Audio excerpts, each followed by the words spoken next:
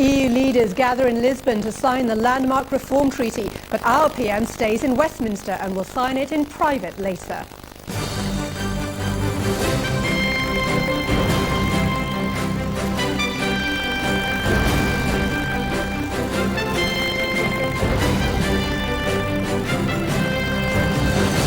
Good afternoon. Opponents say the EU treaty is the aborted EU constitution in another guise and accuse Mr Brown of running scared of signing in public as a result. But the signing is going ahead as we go on air, and although you can't see him at the moment, the Foreign Secretary David Miliband will be signing on our behalf until Mr Brown arrives later. We'll bring you more of that ceremony when we can in the show, also at noon. Through a glass darkly, the government launches its annual Christmas crackdown on drink driving with the help of a disqualified young driver. As returning British soldiers take part in parades to celebrate their homecoming, we speak to the MP in charge of a new review on how to give greater public recognition to our armed forces. And in the money, more turmoil over Northern Rock as the chief executive quits earlier than planned and one of the last remaining bidders threatens to pull out. He may not have travelled to Lisbon for the official signing ceremony of the EU Reform Treaty, but the Prime Minister this morning told MPs at Westminster that reform was sorely needed to get an enlarged EU to work better. But he said the process of hammering out this controversial treaty had taken too much of the EU's attention at the expense of other issues. James Blake reports. It's taken 10 years of painful negotiation, compromise, arguments, stalemate, failed referendums and delay after delay to get this far. Finally, the Treaty of Lisbon is being signed this lunchtime. Leaders here say it will transform the government of Europe. But the treaty will be controversial to the last. Even today, of all days, one leader is notable for his absence. During the handshaking in Portugal, Gordon Brown decided to stay in London to sit in the spotlight of a liaison committee, making what some will see as unveiled attacks on the bureaucracy of Brussels. I think in Europe, everybody who looks at what's been happening in Europe over recent years knows that they spent an enormous amount of time, and we had to as well, looking at the building of the institutions for a Europe of 27.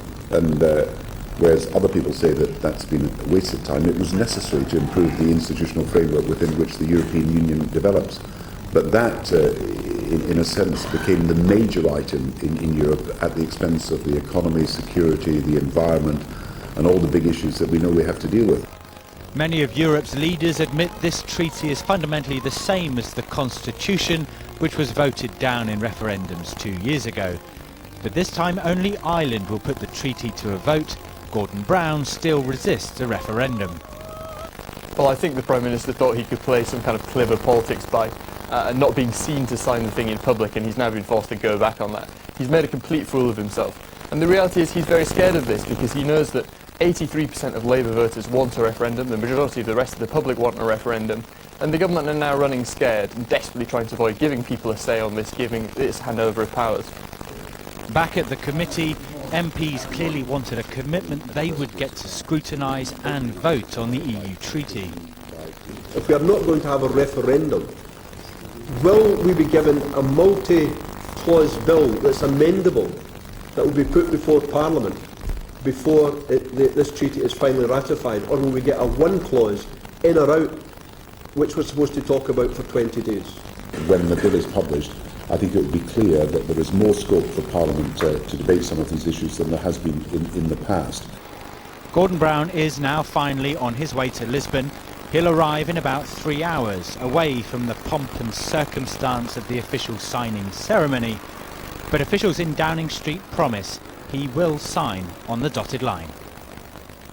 And that signing ceremony, which the Prime Minister seems so keen to avoid taking part in, is now underway in Lisbon. I'm pleased to say that we did turn up in time, and our correspondent Jonathan Rugman joins us from there now. Jonathan, tell us what the EU leaders are making of Mr Brown's absence. Well, we know that the President of the Commission, José Manuel Barroso, and the Chancellor of Germany, Angela Merkel, are bewildered by Mr Brown's absence. It was only earlier this week that Mr Barroso urged Britain to stop being a reluctant partner in Europe. And in a way, Mr Brown is a perfect metaphor for the British attitude to Europe itself. He's half in and half out. He's coming to Lisbon, but he's going to be several hours late, and he's going to miss the family photo. So Britain showing up in Europe, but always behind the rest is the metaphor that is being used here. I think the leaders could understand why Gordon Brown stayed away from Lisbon at the weekend when Robert Mugabe from Zimbabwe was in town, but this is really bewildering them, because they don't know whether it's a genuine bureaucratic mistake, a diary clash, which seems unlikely given the reputation of the British civil service, or something more serious, which is Mr. Brown's own indecision about where he wants to be and when. Jonathan Rugman, thank you very much for joining us. Now, on the other side of the globe, with just a day to go at the Bali climate change talks, the European Union and the United States are accusing one another of blocking a deal. The summit, the first step on agreeing a successor to the Kyoto Protocol, is teetering on a disagreement over targets for carbon emissions. The EU wants to include a broad goal for rich nations at the outset. The US says any such target should be arrived at later in the process. Sue Turton reports. The message on this Bali beach: sort out this agreement or the fate of the baby turtle will be on your heads. Conservationists released over 200 of them into the clear waters, hoping they would prick the consciences of the climate conference delegates currently in deadlock. If you look at these sea turtles, I mean, a slight increase in sea level could wipe out the nesting beaches of these turtles throughout most of the world. But across the island, the mood at the conference was pessimistic. I'm very concerned about the pace of things. If we don't manage to get the work done in time on the future, then the whole house of cards basically falls to pieces. There is a wrecking crew here in Bali, led by the Bush administration and its minions. Those minions continue to be the governments of Canada, Japan, Saudi Arabia, and others. The sticking point is over carbon emissions. The US won't agree to the EU's suggestion of a non-binding agreement where developed countries will cut emissions by 25 to 40%. But the US is stressing that this conference was always designed to be talks about talks. Next year there's another round of negotiations in Poland before agreement is meant to be reached in Copenhagen a year later. That agreement would come into force in 2012, with the EU's preferred emissions target set at below 1990 levels coming into force by 2020. We don't have to resolve all of these issues, these last items that I've mentioned to you here in Bali. What we need now is a solid Bali roadmap, one that sets the stage for robust, constructive, and groundbreaking negotiations in the months ahead. The US plans to wrestle the initiative back next month with its own climate conference of major economic nations in Hawaii, a conference the EU countries are now threatening to boycott unless America signs up to their emissions target. In the last few minutes, the former US Vice President Al Gore, who recently won a Nobel Prize for his work on climate change, has been addressing the summit. He called on the United States to do more. I am not an official of the United States, and I am not bound by the diplomatic niceties.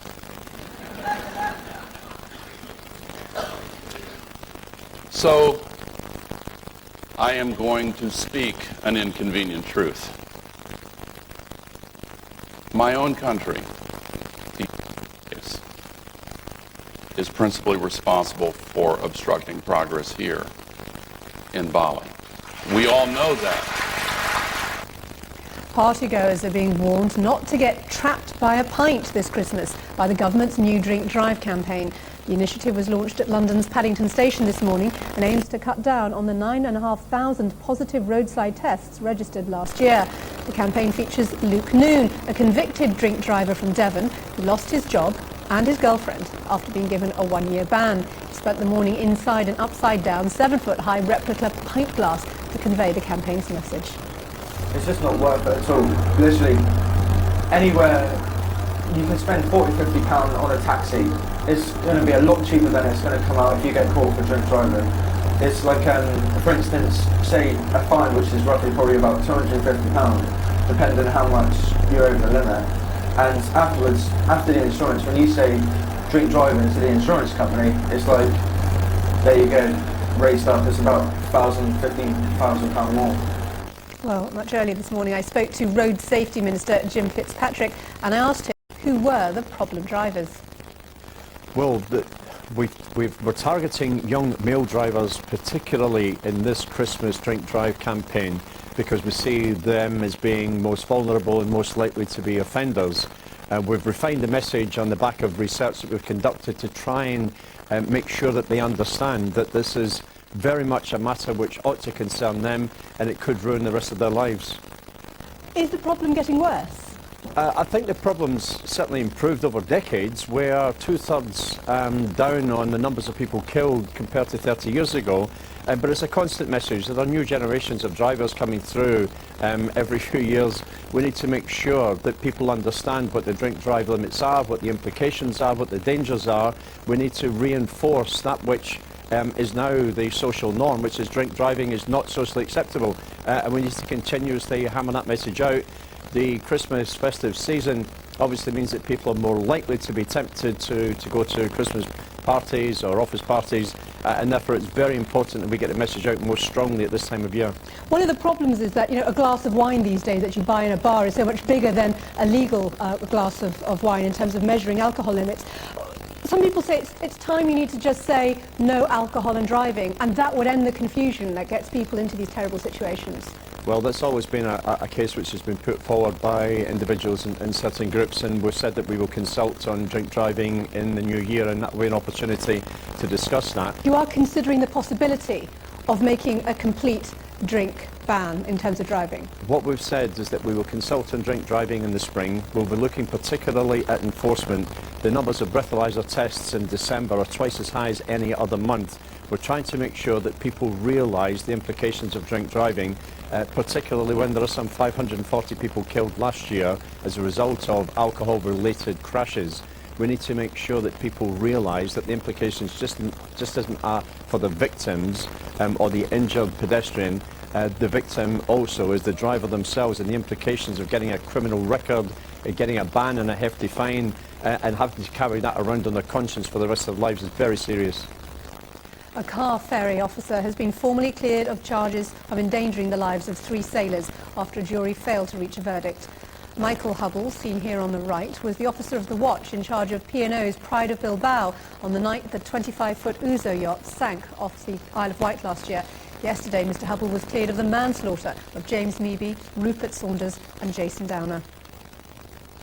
For years, the Open University has given students another chance to return to education and is often the first step towards a career change. But that option of returning to academia is now in jeopardy. The government has recently announced plans to take £100 million away from students studying for second degrees. The Open University says it'll affect a quarter of its students, and some courses could have to be cancelled. Here's our science correspondent, Julian Rush. Over 140,000 students learn with the Open University every year, studying at home and only coming together for occasional tutorials. This, an introduction to the social sciences. So what I'd like you to do is break into pairs. Many part-time students are taking second degrees. But the government now plans to take £100 million of teaching funds away from them to focus the cash on students getting their first degrees. The Open University has calculated it'll lose some £31 million. The number of sub-economic courses will increase by virtue of the disappearance of this funding, and we would very sensibly have to look at which of those we continue and which of those we don't. And there will be some that we don't continue. The proposed cuts will affect around a quarter of the Open University's students. That's some 30,000 people. Many of them are taking second degrees to help them change careers.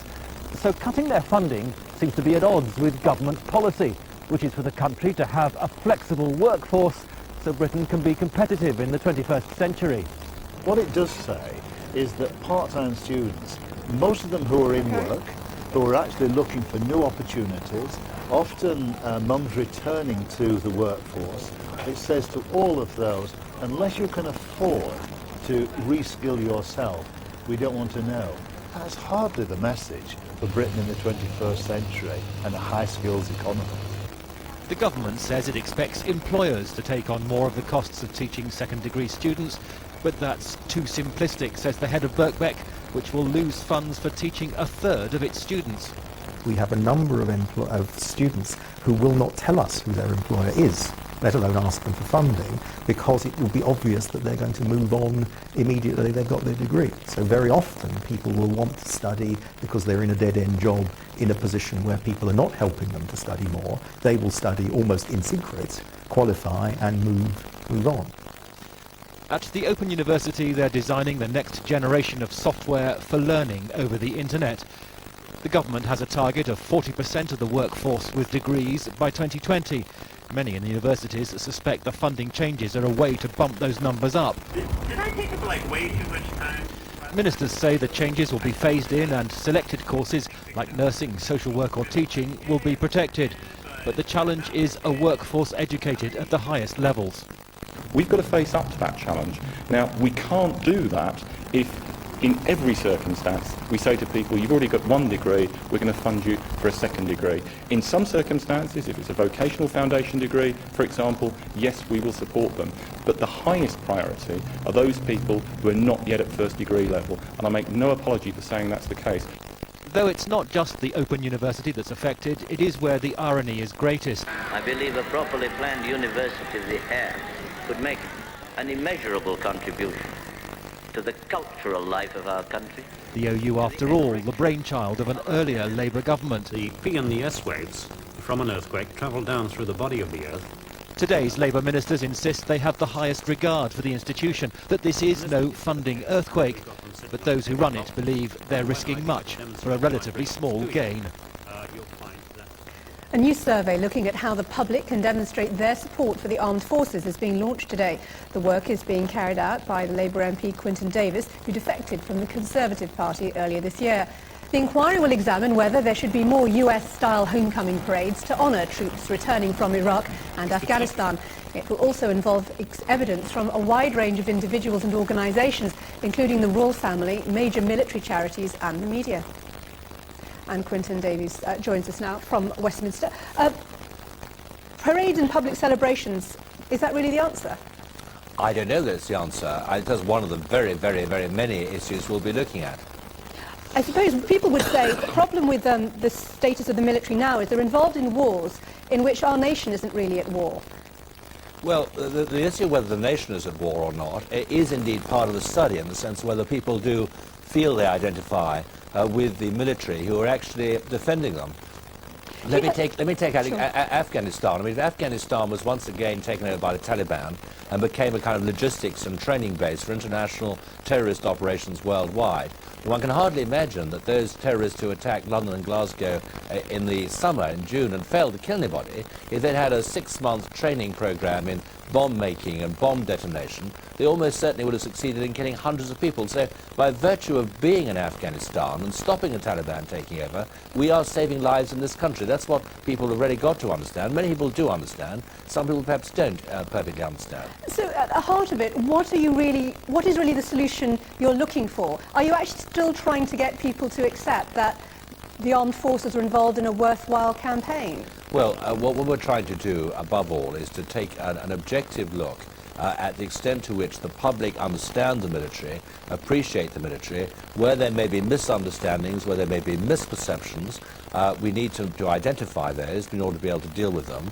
And we want also to talk to the military and see what they feel about the extent to which they're appreciated by civilians as they see them, as they meet them. And briefly, some people would say part of the problem is the MOD doesn't treat its own soldiers very well in regard to accommodation and medical treatment. Will you look at that? Well, no, that is the matter for ministers, and they are looking at that. But the ministers, quite separately and in parallel with our study, are looking at this producing this command paper precisely on these welfare and housing issues. That's a matter for the government. Okay. What we're looking at is the relations between the military and civilian life, the recognition by the civilian population, by the mass of our people, of the role of the military, the importance of the military, and that's something which is quite a separate, parallel study. Thank you very much.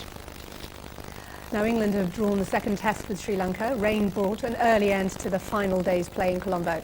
Half-centuries from Michael Vaughan, Alistair Cook and Ian Bell saved England from defeat. Sri Lanka still lead the 3-match series 1-0.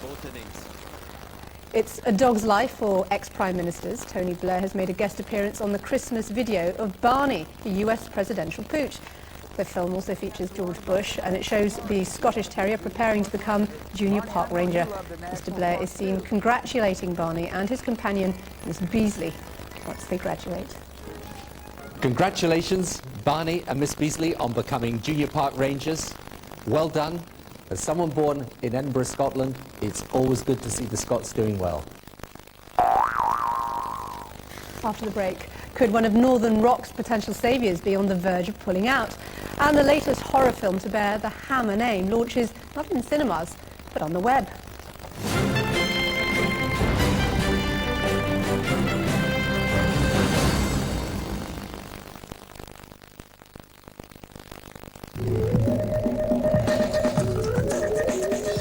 It's the pure Welsh water and pale continental hops we put into 45 that give it the clean, crisp flavour you take out of it.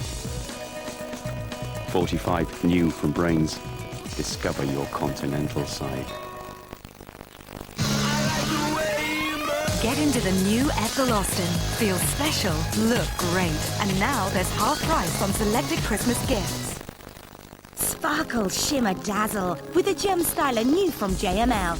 Top designer labels use crystals and studs. Now you can create the same look quickly and easily at home with a gem styler. Just place the stud in the gem styler and press onto the fabric. It's sparklingly simple. Add glamour and the personal touch to jeans, tops, shoes, dresses, belts, handbags and so much more. Go from boring to blinging with the gem styler. Available for $14.99 from Woolworths Boots, Debenhams, WH Smith in-store and Wilkinson.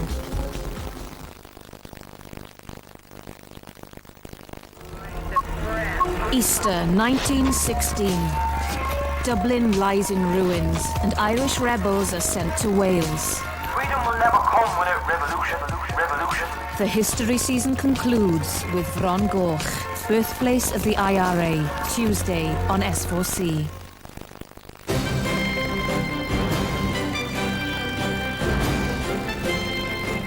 Welcome back. You're watching Channel 4 News at noon. Our main headline this lunchtime. European leaders have been signing a controversial reform treaty in Lisbon. Gordon Brown chose not to attend. Foreign Secretary David Miliband representing Britain this morning in his place. But Mr. Brown will sign it later in private.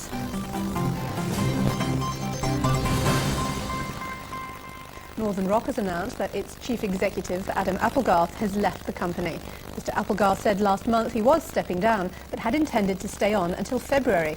Meanwhile, the rescue of Northern Rock has taken another twist. Channel 4 News understands that one of the two remaining bidders for the mortgage lender could withdraw their offer as early as this afternoon.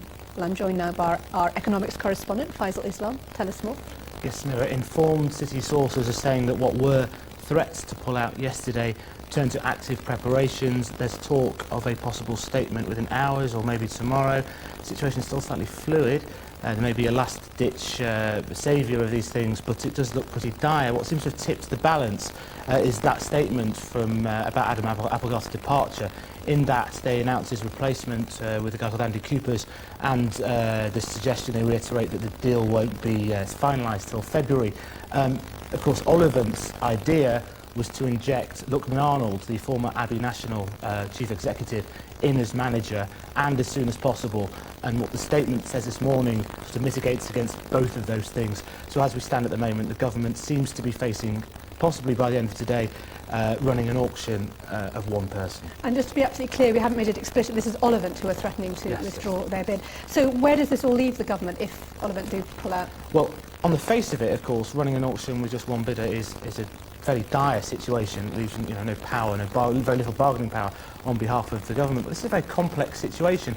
Ollivant were the friend of the shareholders who were being quite awkward in regards to the Virgin bid, which is the preferred bid, and any notion of nationalisation. They are, determining that shareholders should get a high price. Now, if they're gone from the situation, perhaps there's stronger bargaining power to pay the shareholders a lower price. So it's a slightly complex situation. It depends which of these competing factors win. Okay, and very briefly, you understand there's trouble on the FTSE this morning. Tell us what's been the impact of the central bank action yesterday? Yes, some impact on these famous LIBOR rates, the market interest rates, which are determined by banks lending money to each other. They've closed a little bit, a touch, on the base rates, which is the right direction, but perhaps not as much as had been anticipated. Right, Faisal Islam, thanks very much. And let's take a look at the FTSE. It has not been a good morning for traders. A short time ago, the index of 100 leading shares was down by 119 points. Now, you may have heard the announcement some months ago that Hammer Films are back from the dead to make the first horror movie under that brand in over 30 years. But there will be no red carpet premiere in Leicester Square. Instead, Beyond the Rave will be broadcast in episodes on the social networking website MySpace. The movie will later be available on DVD. The Hammer House of Horror Film Studio produced 150 low-budget movies, including Dracula and Frankenstein. Its last production was in 1976. Earlier this year, a Dutch consortium bought the company name. Well, joining me now is the Chief Executive of the new Hammer Films, Simon Oakes. Now, what I don't understand is horror is doing very well in cinemas. There's all those Saw 3 or 4 they're on to, and Hostel. Yes. Did you just not get enough funding to be able to make a decent film for a cinema? No, not at all. We're well funded, as you probably know. The process of making films is obviously a long one, and we announced the company, buying the company, and we've got a lot of films in development, and we start doing our first 2 big features in spring of next year. And those will be cinema features? They will be, absolutely. And we're also doing a TV series as well, Hammer House of Horror suspense series, bringing back to British television in the late autumn. But it was important for us to do 2 things. One, to get the brand out there again, show we were serious, spend money, work with new talent, young talent, and also get it to the type of platform that had the right sort of demographic. No, that's all marketing talk. Now let's talk about the content. True. Yes, and that's what's interesting. It does look like marketing. You're very good at getting yourselves on news programs to discuss it. How good is this film? What's it about? It's great. I mean, it's a simple story. It's about a young man who's going off to war. He's got 24 hours left before he goes off to join his battalion. Decides to have a great fun, go to a rave and find his girlfriend who's gone missing. It's sort of like a vampire road movie, basically. Oh, right, vampires, basically. I suppose the concern is always that, you've bought a great name which has affection attached to it. It is. But where's the evidence that you're really going to deliver anything that's in the spirit of Hammer? Otherwise, it's just buying a name, but isn't it? Here's the thing. I mean, no one did anything with it for 30 years, and within 6 months of buying it, we're going to be on MySpace, and we've actually funded a movie which will actually be seen as 80 minutes, available for download and DVD and television by, what, the end of May? It's not about whether it's seen, it's about the spirit. Tell us briefly, Christopher Lee, is he going to be in the new film? Well, Ingrid Pitt's in this one, actually. That's oddly enough. Absolutely. Well, for Hammer fans, that means a lot. Thank you very much for coming in. Thank you.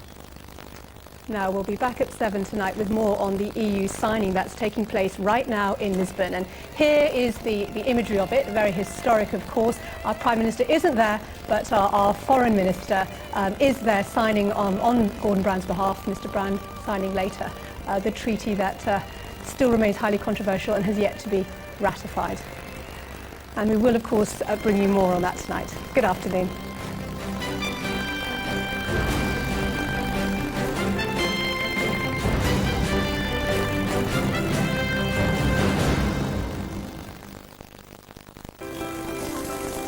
Channel 4 Weather is sponsored by Worcester.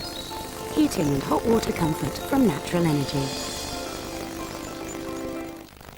It'll be mostly dry during the rest of today with some sunny spells, but cloud will thicken from the southeast. It'll be cold for most of us too. Generally, it'll stay dry tonight, but it'll become murky with fog patches. Cloudier skies at least mean that the frost will not be as widespread as last night. It'll be rather cloudy tomorrow, and although it'll stay generally dry, it'll be cold with highs of only 3 to 5 Celsius for many central and eastern parts. Channel 4 Weather is sponsored by Worcester, part of the Bosch Group.